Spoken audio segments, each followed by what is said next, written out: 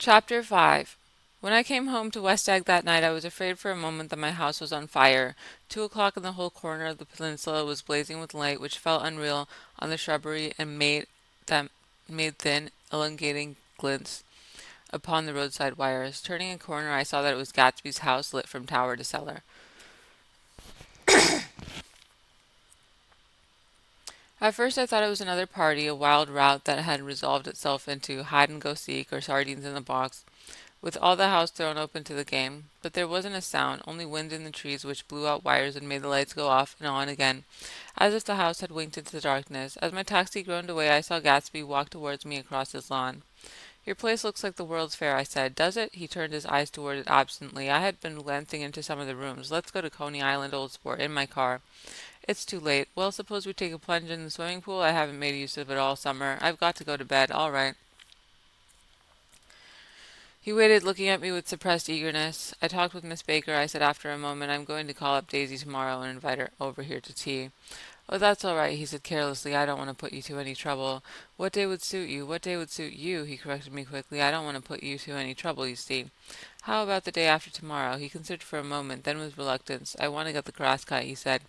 We both looked at the grass. There was a sharp line where my ragged lawn ended and the darker, well-kept expense of his began. I suspected that he meant my grass. "There's another little thing," he said uncertainly, and hesitated.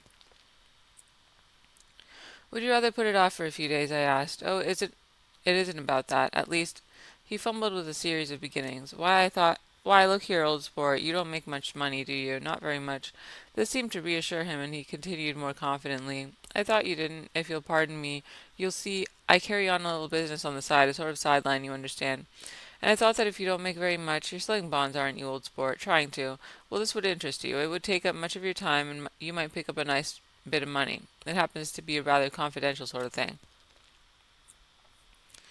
I realize now that under difficult circumstances that conversation might have been one of the crises of my life, but because the offer was obviously a syntaxlessly for a service to be rendered, I had no choice except to cut him off there. "I've got my hands full," I said. "I'm much obliged, but I couldn't take on any more work." "You wouldn't have to do any business with Wolfsham." Evidently he thought that I was shying away from the connection mentioned at lunch, but I assured him he was wrong. He waited a moment longer, hoping I'd begin a conversation, but I was too absorbed to be responsive, so we went unwillingly home. The evening had made me lightheaded and happy. I think I walked into a deep sleep as I entered my front door, so I don't know whether or not Gatsby went to Coney Island or for how many hours he glanced into rooms while his house blazed gaudily on. I called up Daisy from the office next morning and invited her to come to tea. "Don't bring Tom," I warned her. "What? Don't bring Tom? Who is Tom?" she asked innocently. The day agreed upon was pouring rain. At 11 o'clock a man in a raincoat, dragging a lawn-mower, tapped at my front door and said that Mr. Gatsby had sent him over to cut my grass. This reminded me that I had forgotten to tell my Finn to come back, so I drove into West Egg Village to search for her among soggy, whitewashed alleys and to buy some cups and lemons and flowers. The flowers were unnecessary, for at 2 o'clock a greenhouse arrived from Gatsby's, with innumerable receptacles to contain it. An hour later a front door opened nervously, and Gatsby in a white flannel suit, silver shirt, and gold-colored tie hurried in. He was pale, and there were dark signs of sleeplessness beneath his eyes. "Is everything all right?" he asked immediately. "The grass looks fine, if that's what you mean." "What grass?" he inquired blankly. "Oh, the grass in the yard." He looked out the window at it, but judging from his expression I don't believe he saw a thing. "Looks very good," he remarked vaguely. "One of the papers said he thought the rain would stop about 4. I think it was the Journal. Have you got everything you need in the shape of tea?" I took him into the pantry, where he looked a little reproachfully at the fan. Together we scrutinized the 12 lemon cakes from the delicatessen shop. "Will they do?" I asked. Of course, they're fine," and he added hollowly, "Old sport." The rain cooled about 3:30 to a damp mist, through which occasional thin drops swam like dew. Gatsby looked with vacant eyes through a copy of Clay's Economics, starting at the finished tread that shook the kitchen floor and peering toward the bleared windows from time to time as if a series of invisible but alarming happenings were taking place outside. Finally he got up and informed me in an uncertain voice that he was going home. "Why's that?" "Nobody's coming to tea. It's too late." He looked at his watch as if there was some pressing demand on his time elsewhere. "I can't wait all day." "Don't be silly. It's just 2 minutes to 4." He sat down miserably as if I had pushed him, and simultaneously there was a sound of motor turning into my lane. We both jumped up, and little Harold myself I went out into the yard.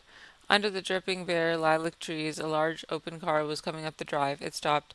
Daisy's face, tipped sideways beneath a three-cornered lavender hat, looked out at me with a bright, ecstatic smile. "Is this absolutely where you live, my dearest one?"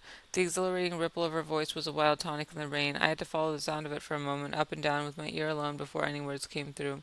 A damp streak of hair lay like a dash of blue paint across her cheek, and her hand was wet with glistening drops as I took it to help her from the car. "Are you in love with me?" she said low in my ear, "or why did I have to come alone? That's the secret of Castle Rack Rent. Tell your chauffeur to go far away and spend an hour. Come back in an hour, Ferdy." Then in grave murmur, "His name is Ferdy. Does the gasoline affect his nose?" "I don't think so," she said innocently. "Why?" We went in. To my overwhelming surprise, the living room was deserted. "Well, that's funny," I exclaimed. "What's funny?" She turned her head as there was a light, dignified knocking at the front door. I went out and opened it.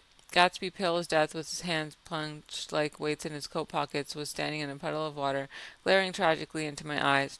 With his hands still in his coat pockets, he stalked by me into the hall, turned sharply as if he were on a wire, and disappeared into the living room. It wasn't a bit funny. Aware of the loud beating of my own heart, I pulled the door to against the increasing rain. For half a minute there wasn't a sound. Then from the living room I heard a sort of choking murmur and a part of a laugh, followed by Daisy's voice on a clear artificial note. "I certainly am awfully glad to see you again." A pause it endured horribly. I had nothing to do in the hall, so I went into the room. Gatsby, his hands still in his pockets, was reclining against the mantelpiece in a strained counterfeit of perfect ease, even of boredom. His head leaned back so far that it rested against the face of a defunct mantelpiece clock, and from this position his distraught eyes stared down at Daisy, who was sitting, frightened but graceful, on the edge of a stiff chair. "We've met before," muttered Gatsby. His eyes glanced momentarily at me, and his lips parted with an abortive attempt at a laugh. Luckily the clock took this moment to tilt dangerously at the pressure of his head, whereupon he turned and caught it with trembling fingers and set it back in place. Then he sat down rigidly, his elbow on the arm of the sofa and his chin in his hand. "I'm sorry about the clock," he said. My own face had now assumed a deep tropical burn. I couldn't muster up a single commonplace out of the thousand in my head. "It's an old clock," I told him idiotically. I think we all believed for a moment that he had smashed on pieces on the floor. "We haven't met for many years," said Daisy, her voice as a matter of fact as it could ever be. "5 years next November." The automatic quality of Gatsby's answer set us all back at least another minute. I had them both on their feet with a desperate suggestion that they help me make tea in the kitchen when the demonic Finn brought in on a tray. Amid the welcome confusion of cups and cakes, a certain physical decency established itself. Gatsby got himself into a shadow, and while Daisy and I talked, looked conscientiously from one to the other of us with tense, unhappy hands. However, as calmness wasn't an end in itself, I made an excuse at the first possible moment and got to my feet. "Where are you going?" demanded Gatsby in immediate alarm. "I'll be back. I've got to speak to you about something before you go." He followed me wildly in the kitchen, closed the door, and whispered, "Oh, God," in a miserable way. "What's the matter? This is a terrible mistake," he said, shaking his head from side to side. "A terrible, terrible mistake." "You're just embarrassed, that's all." And luckily I added, "Daisy's embarrassed too." "She's embarrassed?" he repeated incredulously. "Just as much as you are. Don't talk so loud. You're acting like a little boy," I broke out impatiently. "Not only that, but you're rude. Daisy's sitting in there all alone." He raised his hand to stop my words, looked at me with unforgettable reproach, and opening the door cautiously, went back into the other room. I walked out the back way, just as Gatsby had when he had made his nervous circuit of the house half an hour before, and ran for a huge black-knotted tree whose massed leaves made a fabric against the rain. Once more it was pouring, and my irregular lawn, well shaved by Gatsby's gardener, abounded nothing to look at from under the tree except Gatsby's enormous house, so I stared at it like Kant at his church steeple for half an hour. A brewer had built it early in the period craze, a decade before, and there was a story that he'd agreed to pay 5-year taxes on the neighboring cottages if the owners would have their roofs thatched with straw. Perhaps the refusal took the heart out of his plan to found a family, but he went into an immediately decline. His children sold his house with the black wreath still on the door. Americans, while occasionally willing to be serfs, have always been obstinate about being peasantry. After half an hour the sun shone again, and the grocer's automobile rounded Gatsby's drive with the raw material for his servant's dinner. I felt sure he wouldn't eat a spoonful. A maid began opening the upper windows of his house, appeared momentarily in each, and leaning from a large central bay, spat meditatively in the garden. It was the time I went back. When the rain continued, it had seemed like the murmur of their voices, rising and swelling a little now and then with gusts of emotion. But in the new silence I felt that silence had fallen within the house too. I went in after making every possible noise in the kitchen, short of pushing over the stove, but I don't believe they heard a sound. They were sitting at either end of the couch, looking at each other as if some question had been asked or was in the air, and every vestige of embarrassment was gone. Daisy's face was smeared with tears, and when I came in, she jumped up and began wiping at it with her handkerchief before a mirror. But there was a change in Gatsby that was simply confounding. He literally glowed. Without a word or gesture of exultation, a new well-being radiated from him and filled the little room. "Oh, hello, old sport," he said, as if he hadn't seen me for years. I thought for a moment he was going to shake hands. "It stopped raining. Has it?" When he realized what I was talking about, there were twinkle bells of sunshine in the room. He smiled like a weatherman, like an ecstatic patron of recurrent light, and repeated the news to Daisy. "What do you think of that? It stopped raining." "I'm glad, Jay." Her throat full of aching, grieving beauty told only of her unexpected joy. "I want you and Daisy to come over to my house," he said. "I'd like to show her around." "You're sure you want me to come?" "Absolutely, old sport." Daisy went upstairs to wash her face, too late, I thought, with humiliation of my towels, while Gatsby and I waited on the lawn. "My house looks well, doesn't it?" he demanded. "See how the whole front of it catches the light." I agreed that it was splendid. Yes, his eyes went over every arched door and square tower. "It took me just 3 years to earn the money that bought it." "I thought you inherited your money." "I did, old sport," he said automatically, "but I lost most of it in the big panic, the panic of the war." I think he hardly knew what he was saying, for I asked him what business he was in. He answered, "That's my affair," before he realized that wasn't an appropriate reply. "Oh, I've been in several things," he corrected himself. "I was in the drug business, and then I was in the oil business, but I'm not in either one now." He looked at me with more attention. "Do you mean you've been thinking over what I proposed the other night?" Before I could answer, Daisy came out of the house, and 2 rows of brass buttons on her dress gleamed in the sunlight. "That huge place there," she cried, pointing. "Do you like it?" "I love it, but I don't see how you live there all alone." "I keep it always full of interesting people night and day, people who do interesting things, celebrated people." Instead of taking the short cut along the Sound, we went down the road and entered by the big postern. With enchanting murmurs, Daisy admired this aspect or that of the feudal silhouette against the sky, admired the gardens, the sparkling odor of jonquils and the frothy odor of hawthorn and plum blossoms, and the pale gold odor of kiss me at the gate. It was strange to reach the marble steps and find no stir of bright dresses in and out of the door, and hear no sound but bird voices in the trees. And inside, as we wandered through Marie Antoinette music rooms and restoration salons, I felt there was a guest concealed behind every couch and table, under orders to be breathlessly silent until we had passed through. As Gatsby closed the door of the Merton College library, I could have sworn I heard the owl-eyed man break into ghostly laughter. We went upstairs through period bedrooms, swathed in rose and lavender silk and vivid with new flowers, through dressing rooms and pool rooms and bathrooms with sunken baths intruding into one chamber where a disheveled man in pajamas was doing liver exercises on the floor. It was Mr. Clip Springer, the boarder. I had seen him walking hungrily about the beach that morning. Finally, we came to Gatsby's own apartment, a bedroom and a bath and an Adam's study, where we sat down and drank a glass of some chartreuse he took from a cupboard in the wall. He hadn't once ceased looking at Daisy, and I think he valued everything in his house according to the measure of response it drew from her well-loved eyes. Sometimes, too, he stared around at his possessions in a dazed way, as though in her actual and astounding presence none of it was any longer real. Once he nearly toppled down a flight of stairs. His bedroom was the simplest room of all, except where the dresser was garnished with a toilet set of pure dull gold. Daisy took the breast with delight and smoothed her hair, whereupon Gatsby sat down and shaded his eyes and began to laugh. "It's the funniest thing, old sport," he said hilariously. "I can't when I try to." He had passed visibly through the 2 states and was entering upon a third. After his embarrassment and his unreasoning joy, he was consumed with wonder at her presence. He had been full of the idea so long, dreamed it right through to the end, waited with his teeth set, so to speak, at an inconceivably pitch of intensity. Now in the reaction he was running down like an overwound clock. Recovering himself in a minute, he opened for us 2 hulking patent cabinets which held his mask suits and dressing gowns and ties, and his shirts piled like bricks in stacks a dozen high. "I've got a man in England who buys me clothes. He sends over a selection of things at the beginning of each season, spring and fall." He took out a pile of shirts and began throwing them one by one before us, shirts of sheer linen and thick silk and fine flannel, which lost their folds as they fell and covered the table in many-colored disarray.